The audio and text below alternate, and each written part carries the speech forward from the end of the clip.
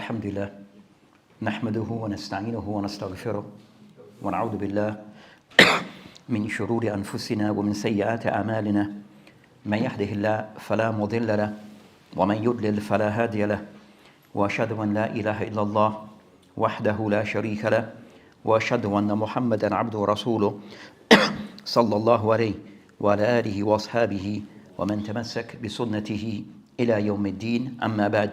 So today inshallah we'll be continuing discussing the series of hadith that is referred to as Al-Arba'in An-Nawawee, and we have reached or started discussing the 14th hadith in this collection with the hadith of Ibn Mas'ud, with the hadith of the Prophet ﷺ قال لا يحل دم ابن مسلم إلا إحدى ثلاثة, where Islam he spoke about concerning that it is not permissible to spill the blood of a Muslim except in 3 cases.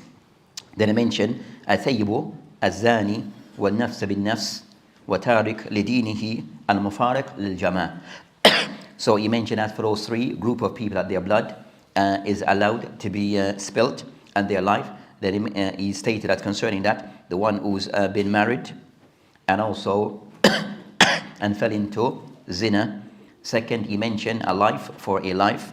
And the third, he mentioned at-tariq lidinihi, the one who have left his deen mufarak lil-jama', and have left the jama'.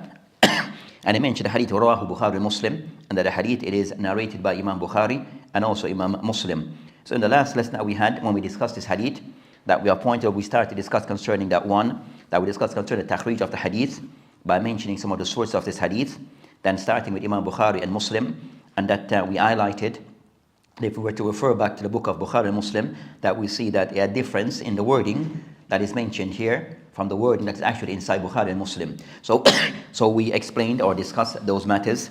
Then also we discussed concerning that other sources have narrated the hadith, and also we discussed concerning the various wordings that have been mentioned regarding this particular hadith. So you find a slight wording in this hadith, but most discuss the same topic. Then we discussed after then concerning as for the Sahabi who is Ibn Mas'ud, that we have covered or discussed or mentioned about Ibn Mas'ud in previous lessons. So no need to discuss this matter. Then we discussed concerning the topic, the mawdu'. The topic of this particular hadith is discussed concerning that 2 matters. That one, that as a general rule, that the Muslim life is to be spared and to be protected.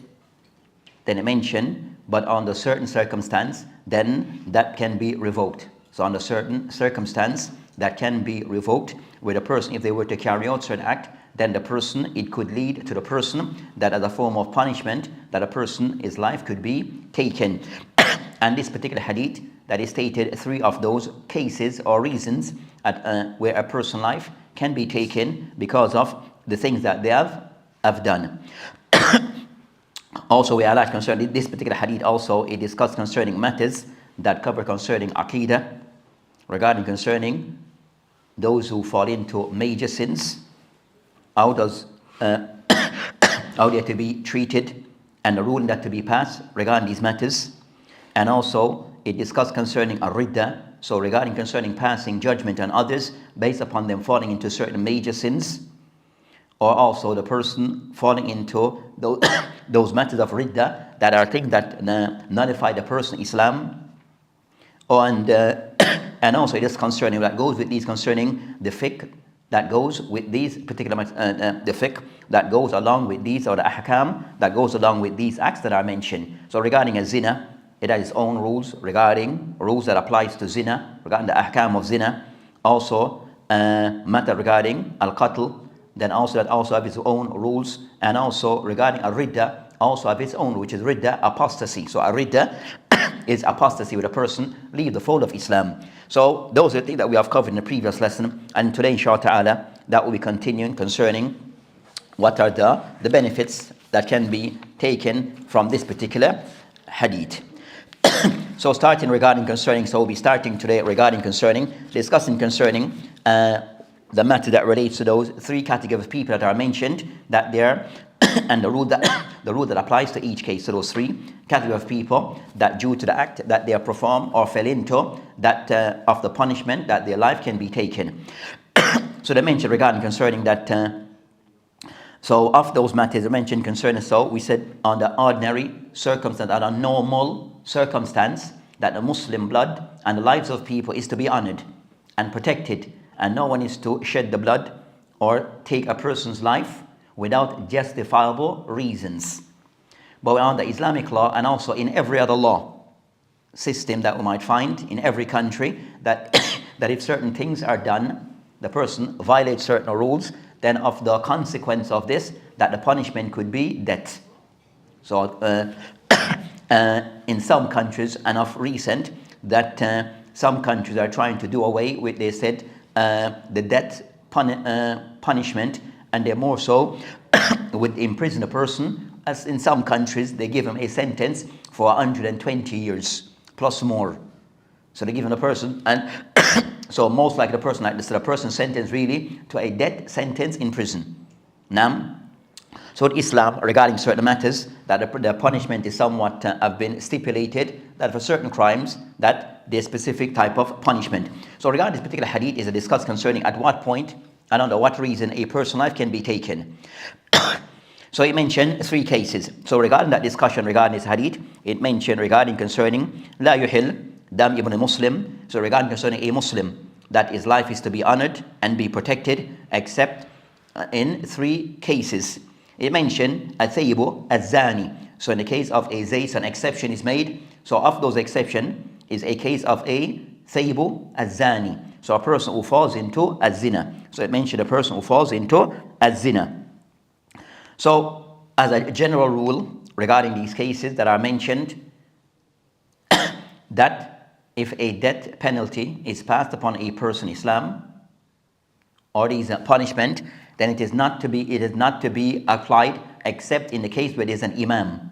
So if there's a state, Islamic says only can be applied when the Islamic state allows this.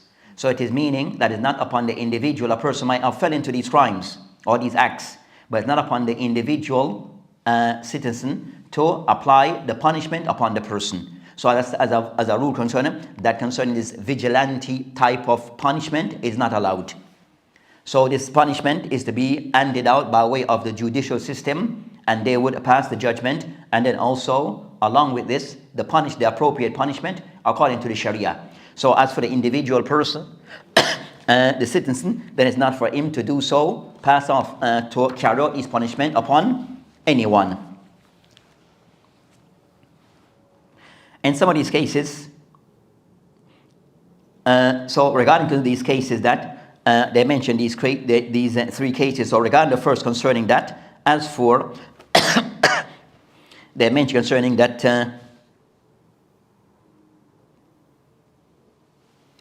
well, before going into those each case, they mentioned regarding these cases that the person who fall into a zina, this type of act of zina, that the punishment, if the person have been found guilty of this crime, then the punishment is death, where the person is stoned until they die. And if the person have been found guilty of this crime, and that's it, there's no turning back. Even the person make a tawbah. So even the person who did this crime and they were found guilty by the state, by the qadi, and the punishment is to be handed upon this person to be carried out, and the person mentioned that, I make tawbah, then this does not change the ruling. So the person tawbah with between him and Allah subhanahu wa ta'ala is accepted, but as for the punishment to be carried out, then it still stands. Clear? That's concerning that particular case. As for the case concerning the person who have killed someone, then in certain cases, if the family pardon him, then the person can be excused. The one who have been killed, his family give pardon, then at times the person may be pardoned and not punished, even though what he does, the act that he does, then the punishment could be death, but due to the pardon, the punishment may not be carried out. As for the third, regarding concerning a tariq, also the same, regarding the person who fall into ridda. So the person who fall into ridda, meaning apostasy, have left the fold of Islam, Then if the person, the punishment, as we'll mention, is death upon the person. But in this case, if the person make tawbah, istitab, the person make tawbah, and said that I come back into Islam, then the punishment is not carried out. Clear? So in certain cases, if the person, these punishment, the person, there's room for the person to make tawbah, and the punishment is not carried out. There's cases, if the person, the punishment is passed, but the person made tawbah, the punishment is still to be carried out. And there's cases where that if it's the person may be pardoned, where the punishment is not carried through. The next of the things that they discuss regarding ahkam, these matters, that regarding these punishments, what's the type of, the way of punishment for these crimes, the punishment for these crimes. So the punishment for these crimes that are mentioned. So one regarding a zina, they said a case of al-muhsan, with a person who is married. Then they mention regarding concern that case, concern that not the punishment is a rajam, where the person is stoned to death. The person is stoned to death. The khilaf between the ulama, so that they agree regarding the person, the punishment is stoning to death. Then they have a disagreement between the ulama. So between the ulama, they disagree regarding such a case, is the person also to be flogged. So is the person to be flogged, or it is that sufficient for the person, but they agree that to be stoned to death, that's the final punishment, but also is it to be included before being stoned, is the person to be flogged. So in that, regarding that matter, there's a khilaf between the ulama, where some hold that the person is not to be flogged, some hold the person is to be flogged, and some hold that the person, it goes back to the ijtihad of the hakim. So it could be something the hakim, the judge, in certain cases, might not prescribe the person or recommend the person to be flogged, or judge that a person be flogged, and in some cases he may do so. So they said, so the views among the ulama, it revolves around those three groups, three views. The person to be flogged, a must that a person to be flogged. Another case, the person is not to be flogged, which is 100 lashes. And a case, and some mentioned that it is with the judge to make the ijtihad, the judge to make the final decision based upon the merit of the case. Clear regarding that matter? So that's concerning the punishment. And for concerning al-qisas, regarding concerning a person who have killed a person, such and those cases. So with rajam, is for stoned to death, is regarding zina.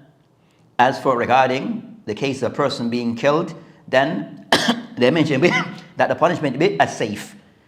So regarding concerning the way of the person who is to be killed by taking the life of another person, is the person, so is the death, the method of killing this, taking this person's life, is it by the person's head being chopped off, or other ways can be used?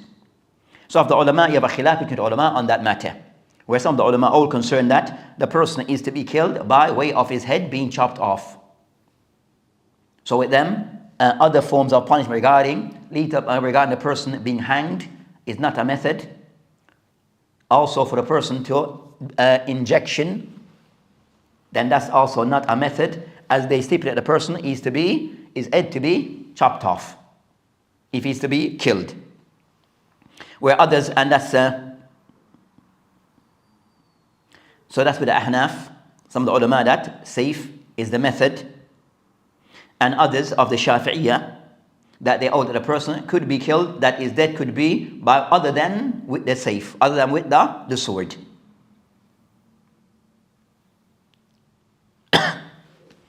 So that's concerning a discussion between the ulama regarding a person to be killed for taking the life of another person, that they mentioned that is the person to be killed, the method of killing the person is using the sword, or are there other method that can be used? I will mention a khilaf between the Ahnaf and the Shafi'iyah. Then as for the third, regarding tariq li-dinihi, the person of fall into a ridda, that of the ulama, that all that this person, that the method of that is his head is to be chopped off as a form of punishment. So the method of punishment is for his head to be chopped off.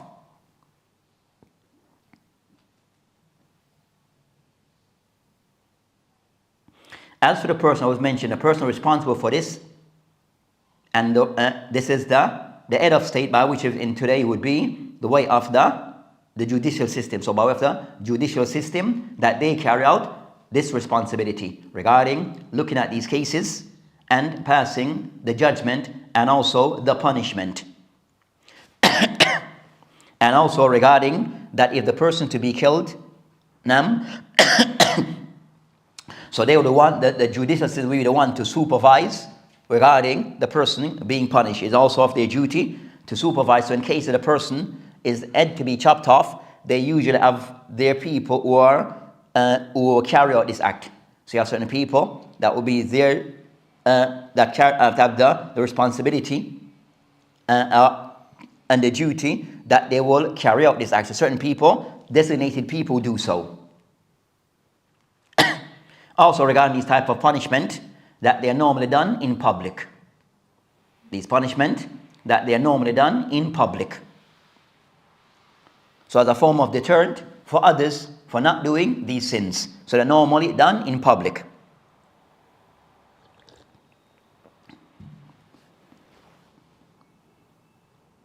That's the next matter regarding these type of punishments. From what is mentioned in Hadith, is it restricted to those three that I mentioned regarding concerning that a person's life being taken?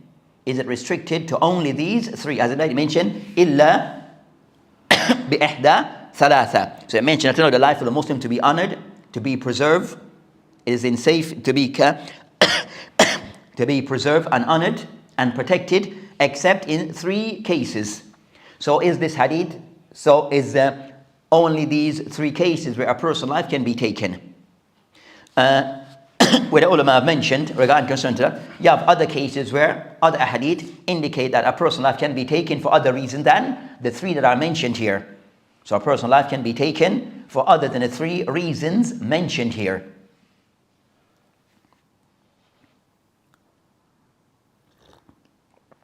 So other cases, which is said, other cases concerning matter that relates to, they say a zina by way of lawat.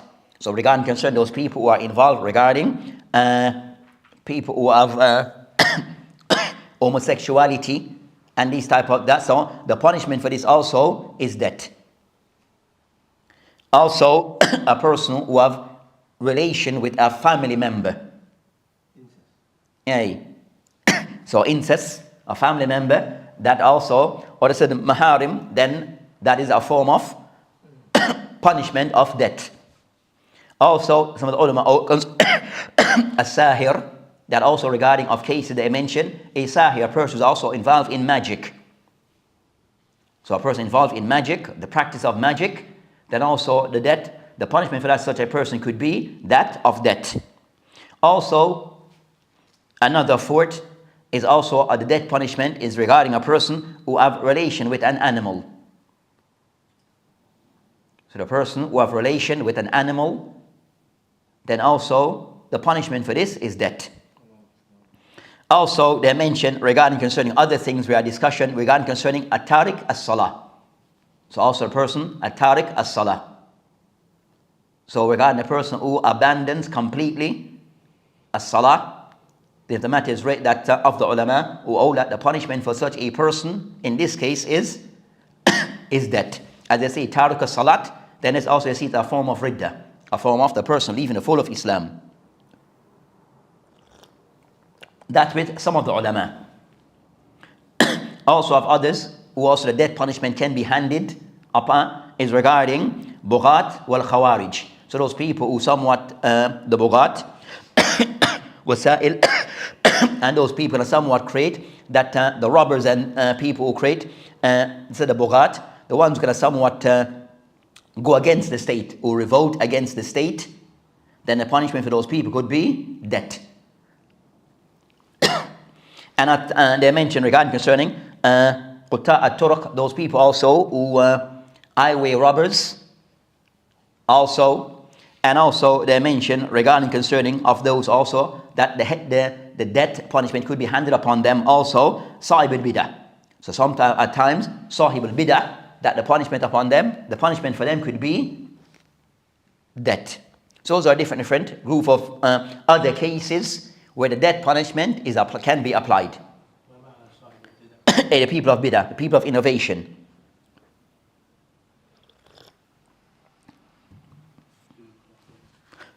So those are other cases. The hadith is not specific to only 3 cases, but you find other hadith sources that prove that other people that that could be their punishment for things acts that they have committed.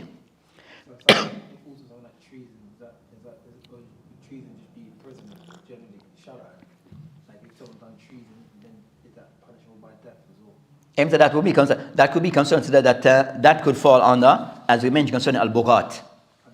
And concerning that could be of bughat, those people have gone against the state. So countries, but you have gone against the state in a certain, we're trying to, for example, so could fall under those things. And just, where you said incest, because nowadays you have incest, which is amdan, and some which generally it will fall into zina, but it's incest as well. Fall into zina?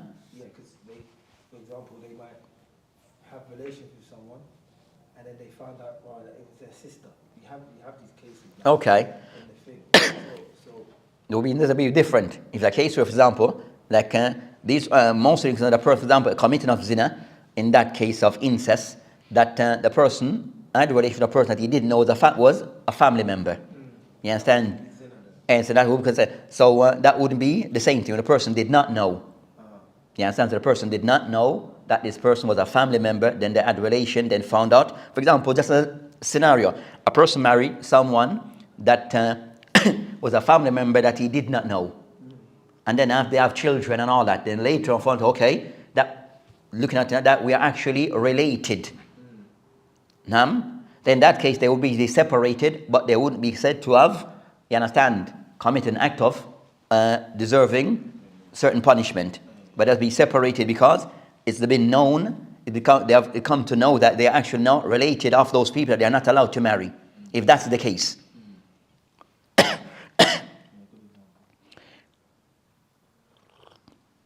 So I said maharim of those people. That so said the malaka mother son, father daughter, brother sister, those type of case. Father uncle with aunts with niece and nephews, those type of scenario. For example, cousin with cousin that they can get married. So cousin with cousin that can get married. As a general thing. So in the case of the act of the common act that we see nowadays, a certain group of people like paedophilia. So that they commit that act towards a child or something like that, is that also punishable by death? It has death. That's death. Okay. It has death.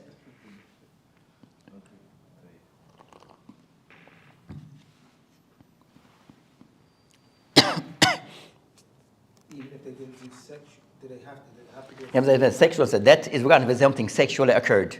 So if something is sexually occurred, then that is the normal punishment. But if it's not said other than sexual things that were done, they can sort of go to the judicial system and see what is the most appropriate punishment. At times it could reach death. The person, somebody like a person, I've done it, you understand, he has a track record of many cases. Then at times, you understand, so the judge could find that when you look into his case and it was investigated that he had molested, you understand, and in a without per se intercourse, but many children, over 30 cases, 50 cases, when it was investigated. So they could say, with all of this, the punishment for that person could be death. So it could lead, so depends on the discretion of the judicial system based upon the person's case. And would time factor in? So say, for example, how some people, they get exposed later. 30 years later it came out, he was doing kaza or kaza. And then I have to go back to say, so if it's something we said the person, for example, may have digress, that a person commit that crime, but then years have passed, but the person made tawbah, and they come to know.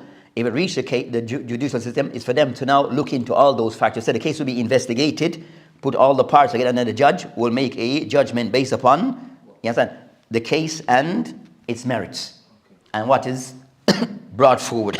So the person may make tawbah. You understand? I've left that thing, but found that he did do that thing. You understand? But he has a past record, or to found in his record that he did do something, was not caught. Then later on it was found that he was involved in certain things, but now the matter have reached the judge. Then the judge now told, you understand, to decide as to what he thinks most appropriate to that case, based upon all those things that are involved. If the judge, for example, passes the had, then the had applies. Hey, whatever the judge passes, I said the judgment of the judge is fulfilled.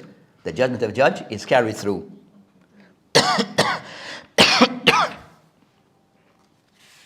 Some of the judgment, the judge, whatever decision he's made, so he's then it is something that generally to be applied unless there's a valid reason to say otherwise. You understand? So you find that even some Muslim country might find that, especially concerning that cases that they call that they had a death sentence, then the matter will still be, so the judge will look at the case, then also he will put through his final judgment. It will go to the rais of that mahkama of, and they will have a body to see, did he, you understand, follow everything was done correctly. And also it could be, if one wants a challenge, it will go to the next body, which is oversees all the judges. That's a system that they have like in most countries now, in Muslim country. So you have like a legislative da'ima lil qadha. So you have like what they call them over this country? A supreme. Now you don't want to use it supreme. They have like a high court for judges, where we have something like, serious cases that if the family wish to kind of some of it to be reviewed. You understand? This makes the judge who looked at the case from his court that everything was done correctly, they can put in a review and it can be looked at. So the general high court is make sure that everything was done correctly. Then if it was done, they will sign it off, and then the person is, then it goes, but they'll only block something if there's things that were not followed by the judge and a valid reason to block the case. Or they might be passed on to another judge to review, to re-look at the case. But the general thing that when a judge pass, then it should carry through. Hey, got to end good. You mentioned the cases when someone can be put to death. How about the case of the one that ran away from the battlefield? Is that another case also? So those are those cases also comes down. So just gives an example of other cases. You understand, regarding that person, life can be taken for other reasons. So we have other cases. The point is that regarding this hadith mentioned only 3 cases. You understand? So is it restricted from this hadith? Are we only restricted to only 3 cases, cases where a person life can be taken other than this? No. Is that the case or not? So if it's from other nusus and other cases, other hadith, that there's other cases, it's not only restricted to this. It's not only restricted to these cases. Where some ulama mentioned that the other cases all go back to, they kind of somewhat are like spin-off from these 3. You understand? So either something a person have done due to shahawat regarding relationship that are inappropriate. So relationship that are inappropriate. So whether with another person or with an animal or inappropriate relationship could be a factor. Or the person have done something that requires that you have left the fold of Islam. So then I will discuss in brief. We will discuss and also regarding concern that case concern the person taking off a life of another person. Are not protected. So of those cases where other cases, so they have that discussion between. But these are 3 explicit cases, but not restricted to these 3 cases that I mentioned.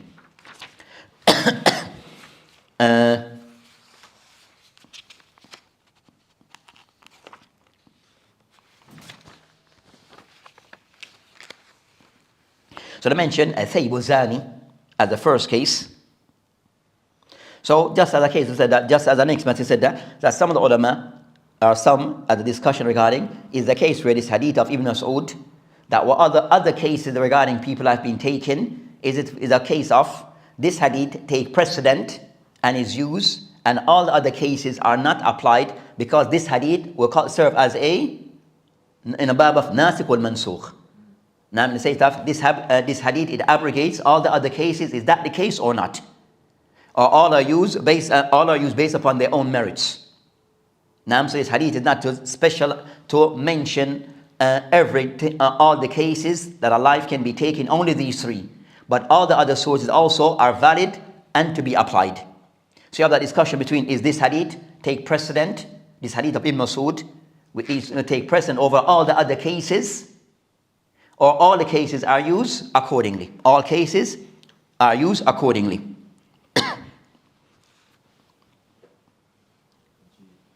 So overall concern, all other cases are applied. All other cases with this hadith are applied. So regarding concern the first case that is mentioned, regarding Al-Thayyibu Az-Zani, regarding concern, so you have regarding concern the ulama, so these discussion will go in the book of the Fuqaha regarding Kitab al-Hudud. So regarding concerning Islamic punishments, or let's say prescribed punishments.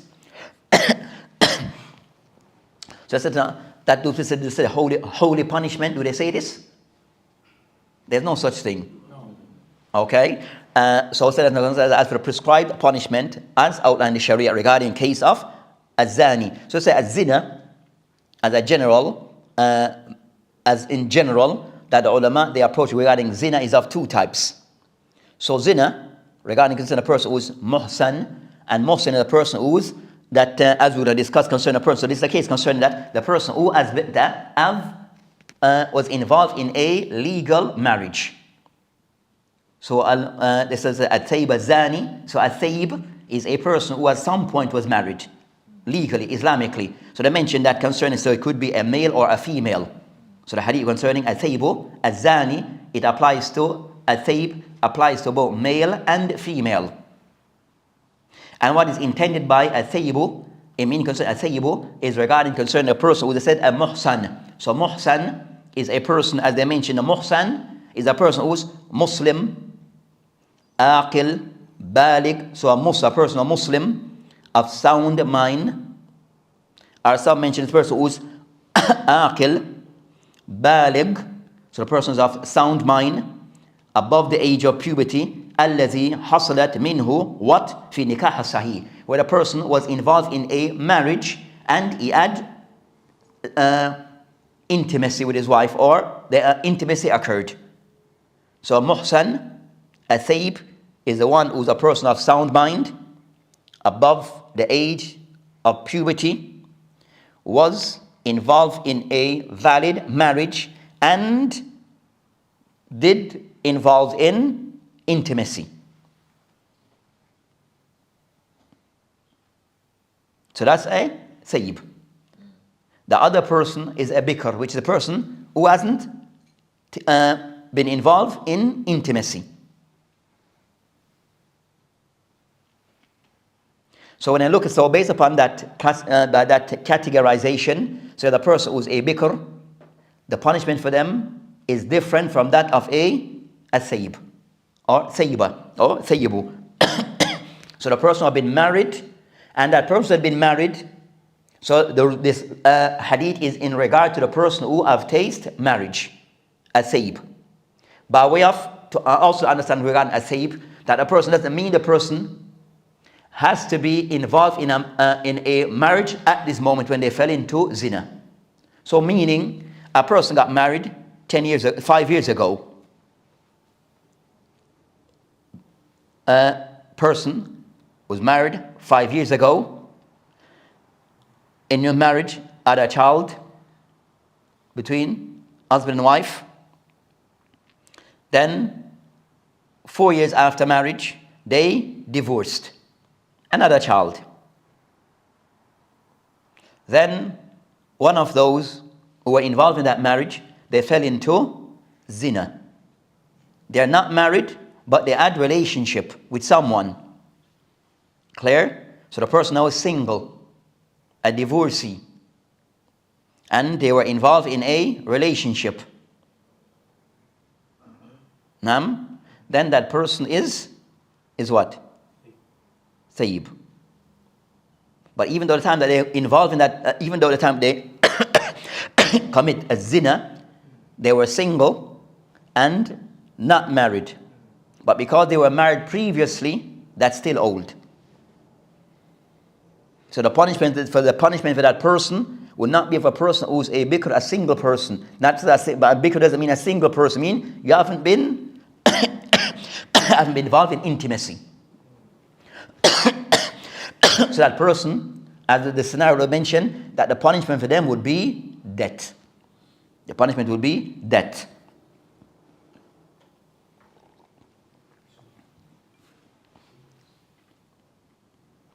So that's concerning. So the ulama. So that's concerning az-zan with an. So this is the zina that is being discussed here. This is the type of zina that is being. So the punishment for this type of zina with a person. So we have adultery. What's adultery? And we have fornication. As they use the word. So what's adultery? The person who is married or not married, married before. So the one who's married. So muhsan. Yeah, muhsan. Hey, so that's the one who tastes marriage. No. The one who have been in a marriage, then that's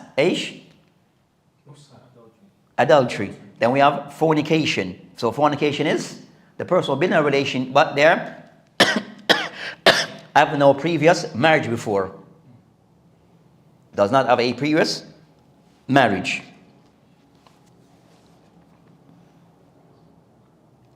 So they mentioned, so that's concerned, but as for the punishment, so that's concerned the distinction between both. As for the punishment for both who fell into those sins, then the punishment after the case had been dealt with judicially, then in an Islamic court, then the punishment regarding this is what this hadith discusses, which is concerning the punishment is death. So as we mentioned regarding that for the person concerning a thayyib, a zani, then the punishment is a rajam, when concerned a person is stoned to death with stones. Now, so that's concerned the punishment for such a person. I mentioned that ijma regarding the person to be punished in that fashion. There's an ijma that a person should be punished regarding in this fashion. So that's concerned that matter. And you find that also the same thing applies. So they mentioned regarding that al-muhsan, they mention al-Muslim or Muslima. So the same applies to a male, will applies to a female in that case. Also the same would apply in an Islamic state to a person who is a non-Muslim. So a person a non-Muslim and fell into this type of sin, then the punishment is the same. And regarding concerning these cases, that's at the time of the Prophet ﷺ that he applied them. So you have concerning Al-Ghamidiyya and also Ma'iz, that also you have those cases that are mentioned. So you have cases that are documented that occurred in the time of the Prophet ﷺ where people who fell into this and they were punished. And you have cases where a lady who came and confessed. So you have so the person regarding the person, oh, they're held. So if as for the procedures as to how to ithbat, to confirm whether the person fell into this. So either person will confess, and by way of their confession, then to be accepted with that procedure, and also by way of a form of investigation with shuhud. So those are way regarding looking at those cases. But overall regarding if the punishment or the matter been looked into, investigated, and they've been confirmed that a person fell into this, then the appropriate punishment is to be carried out.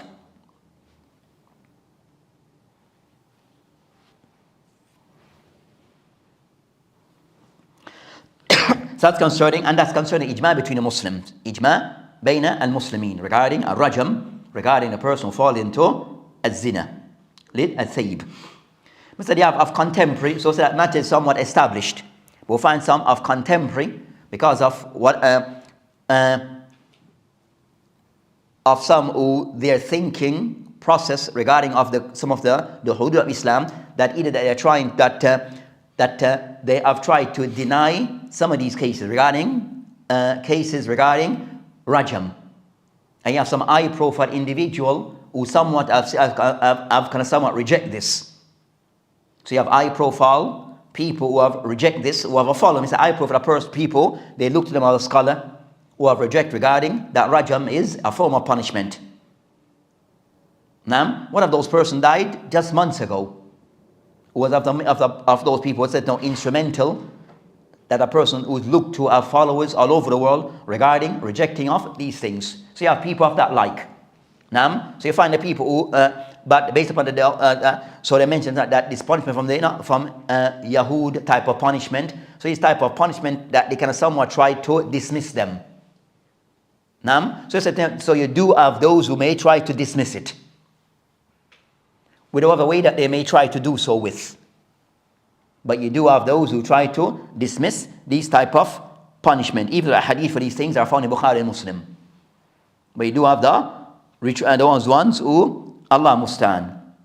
So that's concerning that particular matter. But in the Islamic country, would he fall under one of those categories of people who are from Ahl al-Bidah, that could a punishment be applied to him if he doesn't retract that? We just say for now, as for the statements, that the point concerning that type of statement is incorrect and gross statement.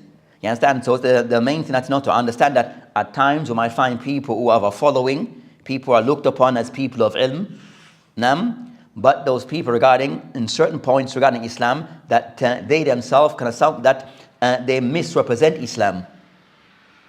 So even though people might look into are revered by some and said to be a person of ilm by some, but because of that personal approach regarding certain matters that they've been that they may pass judgment that is completely ridiculous. Yeah, I get it, but usually that happens when they're outside of Not that this is the people are inside the Muslim country, even inside Muslim countries. Sometimes it occurs that people are inside Muslim countries. So the main thing that's to note concerns to know that you may have that type of voice.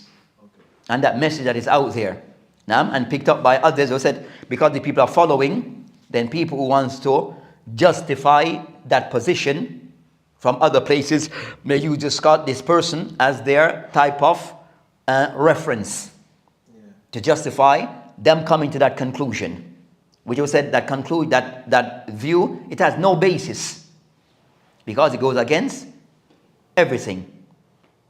Aywa.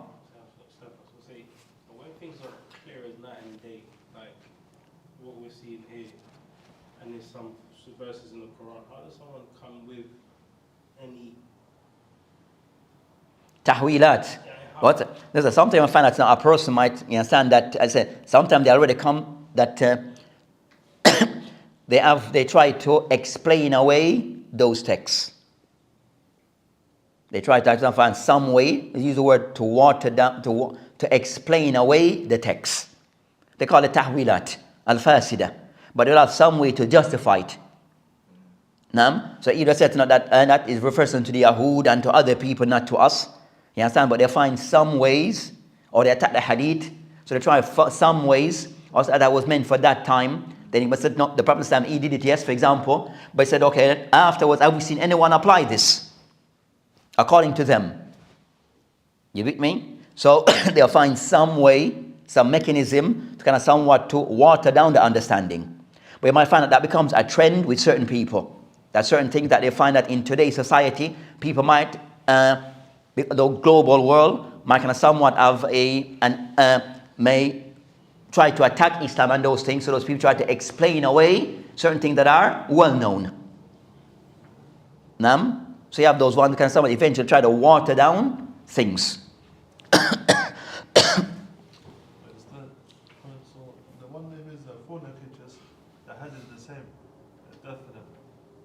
Fornicator? The fornicator, not the third bit, not the married one. No, different. Okay, what's it for them? Flogging. And so that one is just flogged. They're lashed. So those ones are separate. So the overall is not death punishment for that category. So death penalty if for the case of the person who have been married. As for those who are not married, it's not death penalty. Where are we at? So I've said now, based upon this hadith, that some of the ulama that is used as a catalyst regarding concerning cases regarding other cases regarding that are similar to it. So any form of sexual, inappropriate sexual practice regarding intimacy that occurs, that will be classed as something within this. So those people are involved, for example, sodomy. No, sodomy. So penetration through the back, through them people. Now, that those type of practice, you understand, will be like this. Because you understand when he said no. So, for example, ulama says that like intercourse, the punishment is carried out. That presenting if a certain portion of the male organ enter into the next person area, either to the front or to the back. So female, so to the front or to the back. Now, so those people who is it the people of Lut type of thing, those people that is through the back, but is, you understand, the man organ entering the person's back. So if he enters, then you have committed. They see it as intimacy. You understand? They see it. That if he does it to the woman as well. Even to the woman, it's not to be done. It's not as instead of punishment. Say you wouldn't say person who told that you have done something wrong. You understand? But then said that then also the judge also could see it as also said to the front or to the back. You know, some person, but so it is considered to be something not to be done, but a form of a person, a man doing it to a next man or to an animal. Then that's a different level. That's a different level. For Allah Mustan. Hey, something you talk, you have to sit down, feel comfortable. Allah Mustan. So you will find that in the most society throughout the world, or in PSN, that they usually deal with this matter in a very severe way. So it's a tradition in most society that regarding concerns, that this type of behavior that they find in most society before, that they see it as something which is unacceptable. Until of recent, people trying to force people to accept this type of behavior.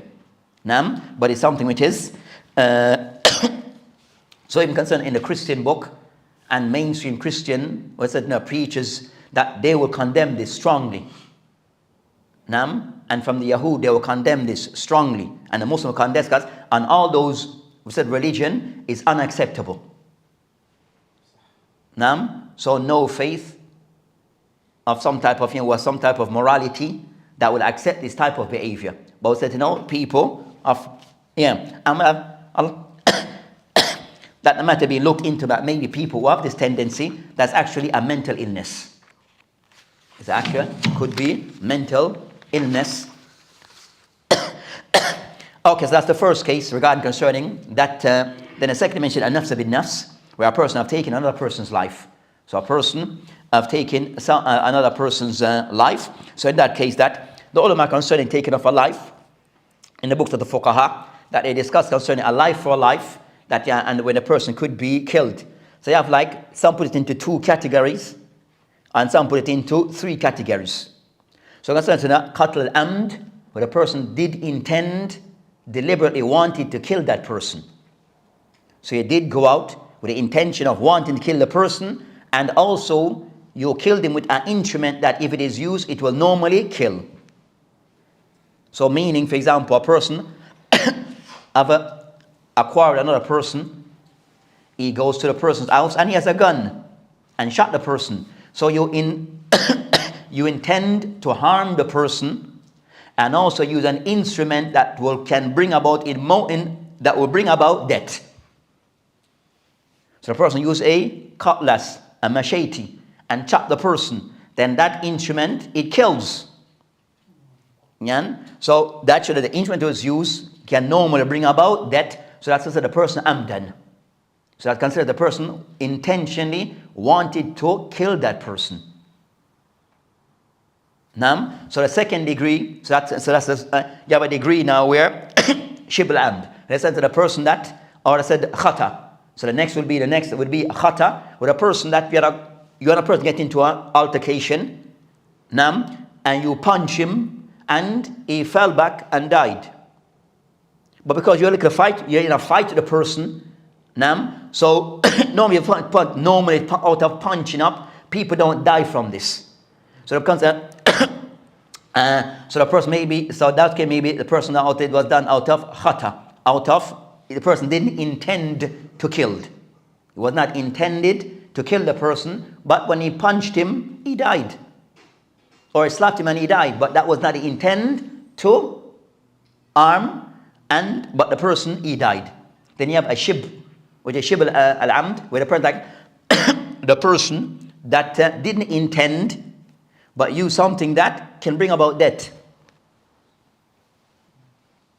So those are the things that are factored in regarding case concerns. So each of them carry their different ahkam. Each carry different ahkam. So as I mentioned concerning an-nafs bin nafs, those are the more severe cases where the person intend and use an instrument that does bring about death. So in those cases, the person amdan wanted to harm that person. And this is now and add no justification. So justification that a person may be a person that attacked you in your house in trying to rob your house. And just to say that you're trying to defend yourself, you pull a weapon, and in that case you're able to overcome it, and in fighting a person, you got a weapon, and that weapon, a knife, you stabbed him and he died.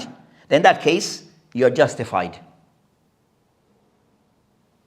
In that case, you're just as a person that he was a thief breaking into your house and you were defending yourself on your property against your belongings. So in that case, yes, you killed him, but you were justified. So in a case of a person that he had no justification. So amd without haqq, be doing it in a way which was rightful. So there's an example, the person who so those are the things that are looked into concerning the books of the fuqaha regarding an-nafs bin nafs. That should be the person that he did it intentionally, but also use a weapon that can bring about death.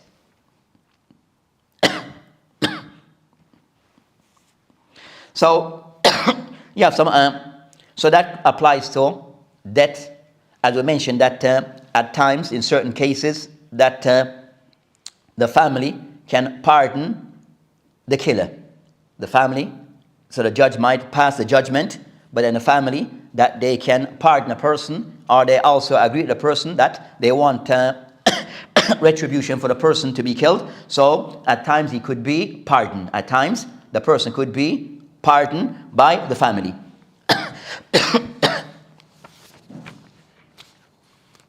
So that's concerning those case regarding the second. So regarding concern, so that's concerns that the second case. The third case that he mentioned, the hadith concerning Tariq wa Tariq lidinihi al-mufariq lil jama'. So the person who have left his deen and also he has left the jama'.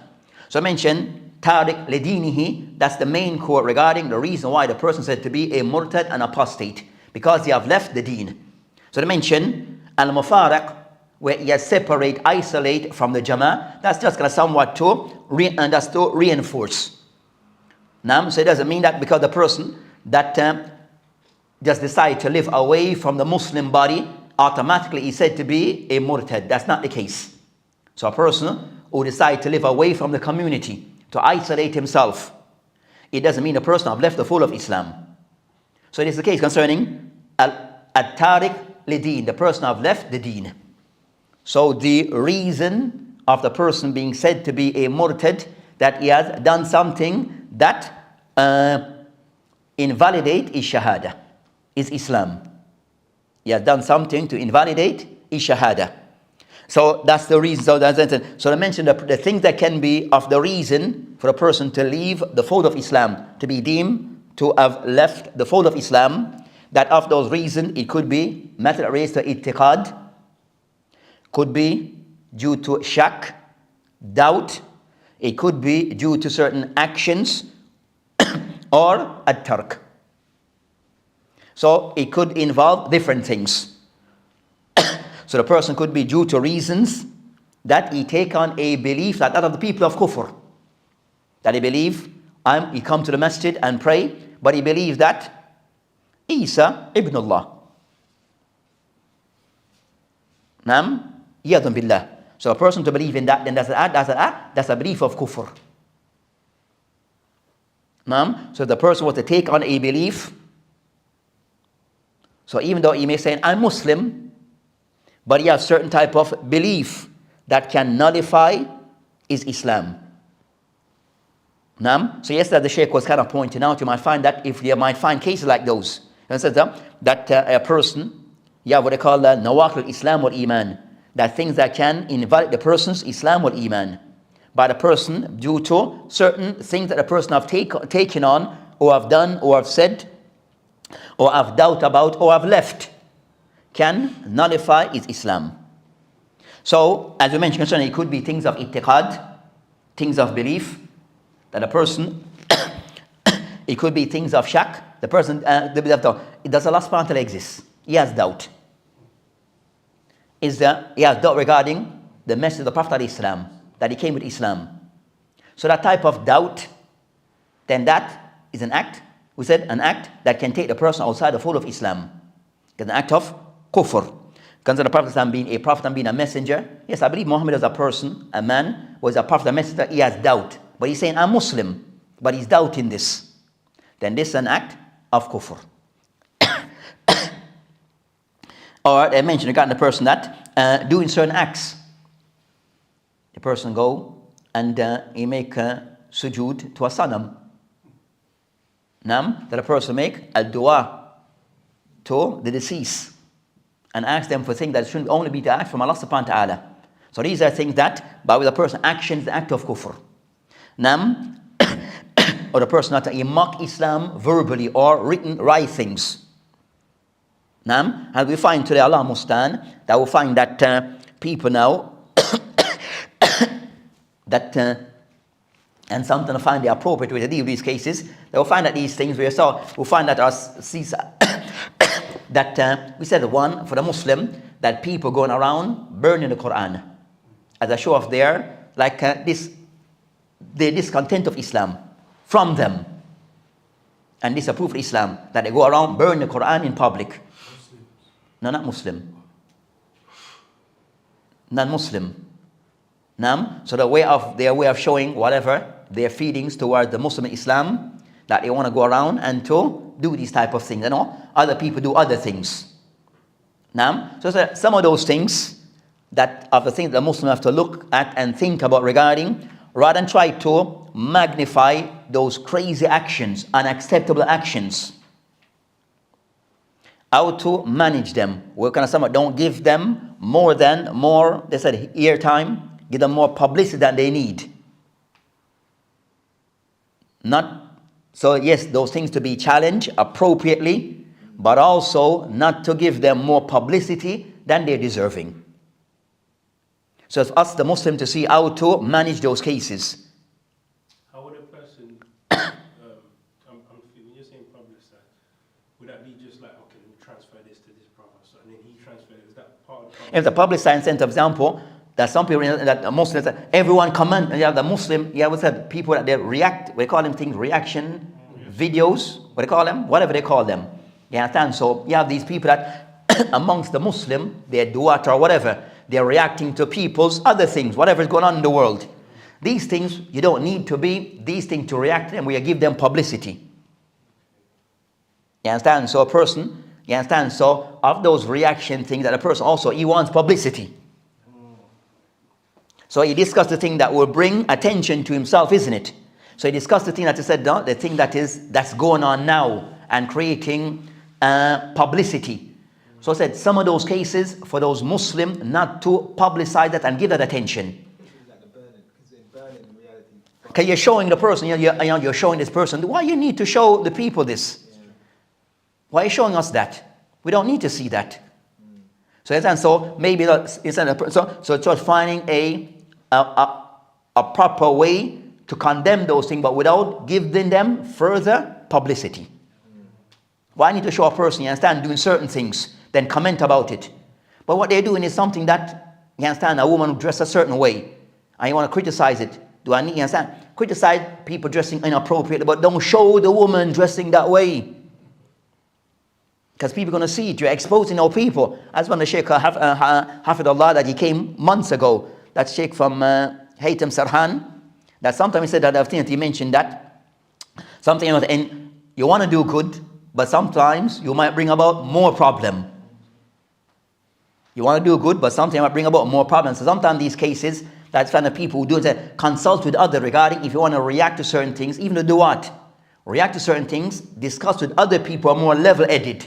Because some people are out there, they're somewhat immature. Among to do what? They're immature where everything they need to comment on. That's not the case. So consult about people who are level-headed, and sometimes it becomes indirectly that you're commenting on these things that are taking place as something have nothing to do with Muslim. But you're commenting because that's a thing that maybe in the other side of the world, everyone, you understand, that's a thing that is out there, the hot thing. But it has nothing to do with us. And you're going to bring it and you're going to comment about it. A person's a kafir, who cares? Doing his thing. But because of publicity, then people want to comment. And sometimes you find the people that their immaturity or lack of vision may attract Muslims to think that we don't need to be attracted to. So sometimes that things to be mindful of. So sometimes we can entertain things that we shouldn't entertain. So a person brings in a masjid. You can have a setup in a masjid of complete lesson about responding to things that is not about ilm really, that benefit the Muslim. So I said a recent one person contacted me that they have a person in the that come into the country, but he's a motivational speaker who have gone through maybe in certain type of lifestyle before, and he want to talk about it, you understand? And he want to go to different masajid and tell his story. Okay, but he have told his story 5 years ago, 2 years ago, 3 years ago, last week. Every day he's telling his story. But he goes on to every masajid telling his story. So the shabab need to hear, some people say the shabab need to hear so they can stay away from those things. Take those things outside the masjid and go in a hall outside the masjid. So the person are talking about ilm, Islamic knowledge, and about his lifestyle, and to take that in its place that is appropriate, which is not the masjid. Take it in a hall, public hall, and he can talk about his lifestyle as much as he want. But why give the person a platform in the masjid? He's not talking about hadith, not talking about tafsir, not talking about fiqh.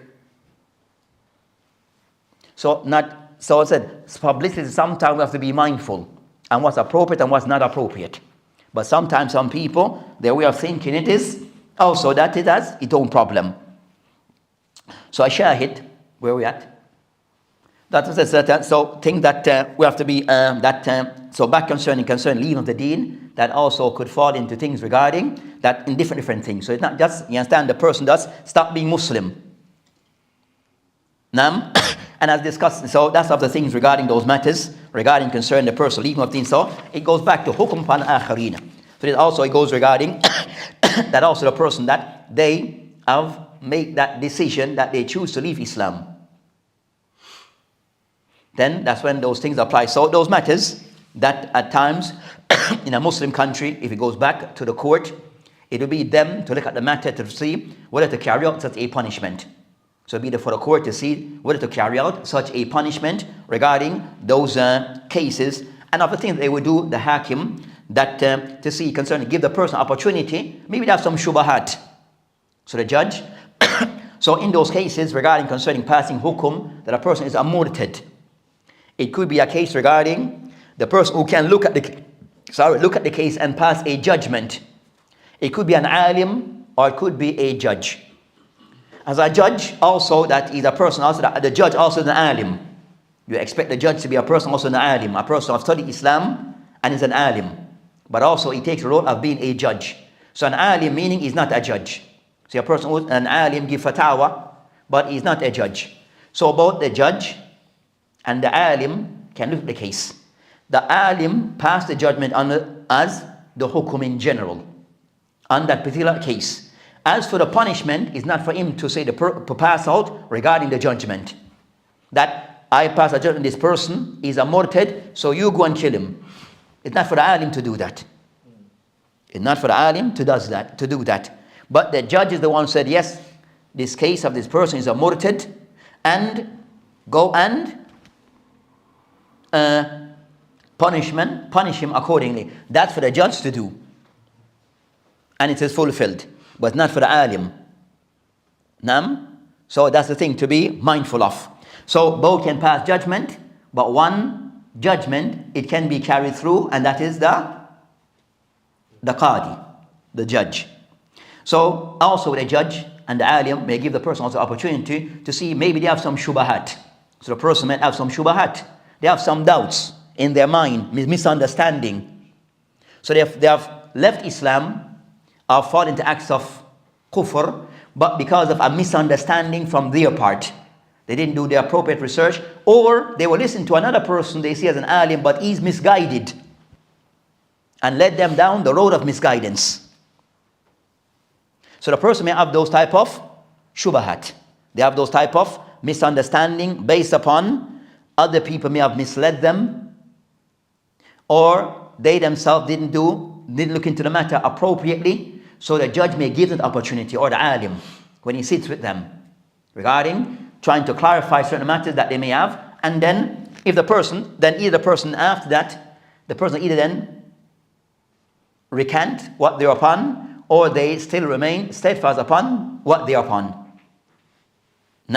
So the person, if they recant, retract, then the person then is a Muslim again and back on his deen.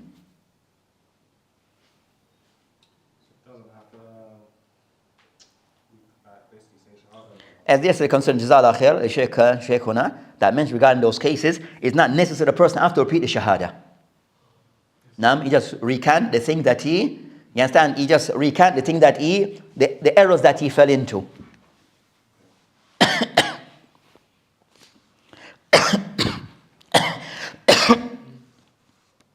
Then the ulama discuss concerning, so that's of those matters. Then they mentioned that of the ulama discuss concerning, if the person wish to recant on the matter, is the person still to be punished? So the person before had certain beliefs, went to the judge, after sitting with the judge, the person after realized their errors, recant, then is the judgment still to be passed? Then I said no. That the person is not. Then the case regarding if the person recant with a part, the recant concern their tawbah. So this tawbah, yujub ma qabla, that is tawbah, it removes what was before. And so of the ulama who all concerned, they concern the person makes it, I make tawbah. Some other person that if the sin or that the thing that he reject of Islam was very severe, the person threw the Quran down the toilet. Yadu billah. He did certain thing that was, you understand, over the top. Did certain things over the top. Then they mention in those cases, the person abused Allah subhanahu wa ta'ala and the Prophet ﷺ. He said in those cases, there's no tawbah. The person is to in those cases, because the type of thing that he did is too severe. You have those who are of that view, and those who all of you are concerning, regardless of how severe that act that he did was, there's still tawbah.